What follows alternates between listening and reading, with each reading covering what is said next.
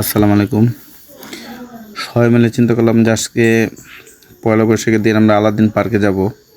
যদিও আমরা আলাদিন পার্কে এর আগেও গিয়েছি, তো ভাবলাম জহিরুল দেখে নাই, মানিকে দেখে নাই, তাই আবার ছুটলাম। হাসেম ভাইরা আছে, আরও অনেকে, বেশ মিনিট রওনা দিলাম।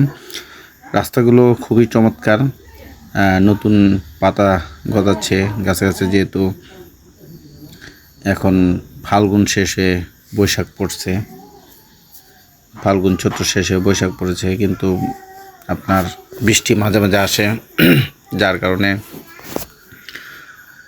পরিবেশটা খুব চমৎকার দেখা যাচ্ছে। একটু ঠান্ডা লাগছে আর কি, গলা আমাদের কাশি। যাই হোক, ভাবলাম যে এই সুন্দর পরিবেশটা আপনাদের মাঝে শেয়ার করি।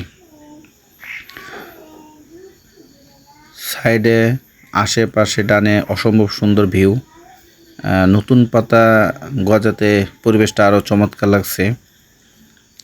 এই যে অটোওয়ালা ভাই খুব সুন্দর টেনশন ছাড়া অটো চালাতেছে, কিন্তু মাঝে মাঝে অটোওয়ালা সামনে চলে আসে। তারপরে সাথে আছে ভ্যান। এই যে চমৎকার ভিউ, চারিদিকে শুধু সবুজ আর সবুজ, অসম্ভব সুন্দর পরিবেশ। আমরা একসাথে 6 জন গেলাম হোন্ডা দিয়ে, ঘাটাল হয়ে ধলাপাড়া হয়ে আলাদিন পার্কে যাব। এই দেখেন মনোরম পরিবেশ, মনে হচ্ছে এখানে একটা ঘুম দেওয়া যাবে। সারাদিন বাইক চালানোর পর এরকম একটা পরিবেশ পেলে সব ক্লান্তি দূর হয়ে যায়।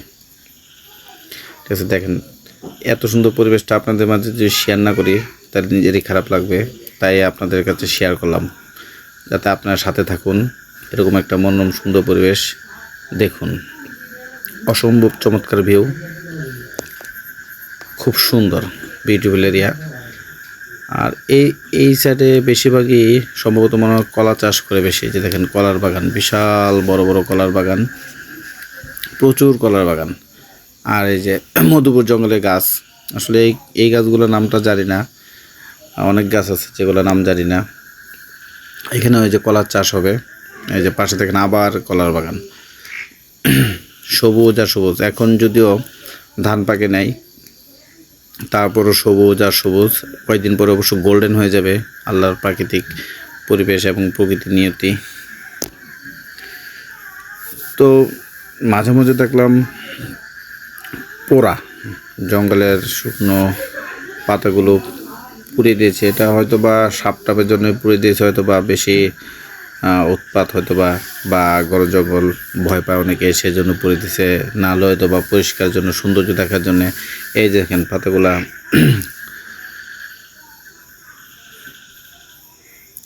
পড়ে যাচ্ছে, আপনার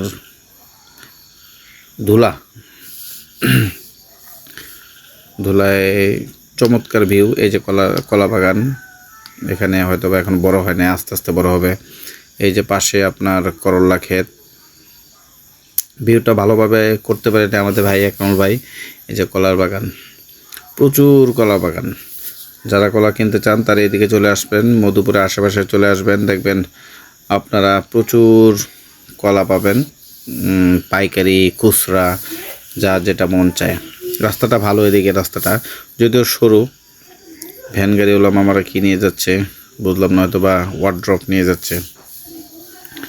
এদিকে মানুষজন আনারস কলা বেচে বড় লোক, তারা আমার মনে হয় অন্য কোনো বিজনেস করে না। বেশিরভাগ মানুষ আনারস, কলা, কাঠ এগুলোই বিক্রি করে। একটু পর পর খালি বাগান আর বাগান, কাঠের বাগান। রাস্তাগুলো কোনো ভাঙা টাঙা নাই, কোনো আঁকা বাঁকা পথ নাই, ঠিক আছে, খুব সুন্দর রাস্তা। যদিও একটু হালকা আঁকা বাঁকা আছে, এটা থাকবেই, মোচড়া, প্রবলেম নেই, এটা সব জায়গাতে আছে। কিন্তু রাস্তাঘাট একেবারে পরিষ্কার, নিট অ্যান্ড ক্লিন। আল্লাহর অসম্ভব সুন্দর মনোরম পরিবেশ। কোথাও কোনো আপনার মানে কয়েকদিন পরে আপনার গোল্ডেন হবে, এখন চারিদিকে সবুজ আর সবুজ। এই ধানগুলো পেকে গোল্ডেনের পরিবেশে রূপ নেবে, এটা আল্লাহর প্রকৃতির নিয়তি, আল্লাহ তাআলা অশেষ রহমতে। তারপরেও গাছগুলো দেখেন নতুন পাতা গজাতে আরও পরিবেশটা আরও সুন্দর করে তুলছে। আমরা মনে হয় সামনে একটা বাজার পাবো, জানি না কী বাজার, যদিও এই প্রথমেই ফার্স্ট এই রাস্তা দিয়ে ঢুকলাম। তো আমাদের জন্য ওয়েট করতেছে জহুরুল, মানিক, হাশেম ভাই, আরেক ভাই। এই দেখেন পরিবেশটা খুবই চমৎকার। গাছের ভিউটা মিসিং হয়ে গেল এক কামড়ের জন্য। বাস দাঁড়িয়ে আছে, বাসটা লাল টক